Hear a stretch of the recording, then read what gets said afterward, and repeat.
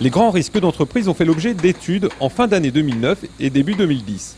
Pour certains observateurs, les entreprises n'ont pas bien pris en considération les changements liés à la crise. Mais il n'y avait pas eu de réflexion vraiment poussée sur quels sont ces risques, quels sont les nouveaux risques. Donc par exemple, vous êtes un distributeur, vous décidez de lancer des nouveaux produits, peut-être d'arrêter certains produits, d'en lancer des nouveaux, en même temps de réduire le nombre de fournisseurs et de travailler avec des fournisseurs en Asie du Sud-Est. En parallèle, vous décidez de vendre beaucoup plus sous marque propre. Chaque chose en soi n'est pas une révolution dans le risque de RC produit, c'est un petit changement. Mais la multitude de tous ces changements en même temps fait que la RC produit augmente de manière phénoménale. La manière dont les modèles d'assurance fonctionnent, c'est qu'ils se basent sur la sinistralité avant de pouvoir réagir. Mais s'il n'y a pas de sinistre, ils n'ont pas forcément de visibilité sur ce qui se passe. Et la raison est très simple, même les acheteurs d'assurance ne réalisent pas forcément tout le temps l'augmentation de ces risques. Donc ils ne le communiquent pas au courtier, qui lui ne peut pas le communiquer à l'assureur non plus.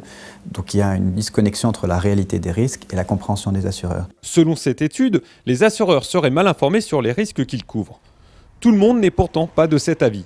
Aujourd'hui et depuis quelques années, les assureurs ont fait un nettoyage de portefeuille et ont développé des outils qui leur permettent de façon très précise de calculer leurs expositions, leurs cumuls et en temps direct d'imaginer le pire. Donc clairement, aujourd'hui, les assureurs sont à même de calculer leur SMP comme un industriel saurait le faire.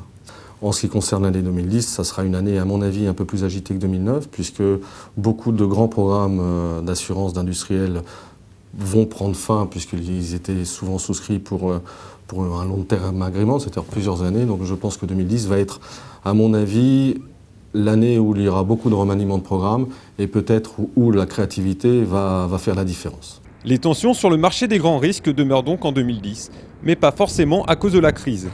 Une nouvelle étude spécifique au marché français devrait éclairer le sujet en fin d'année.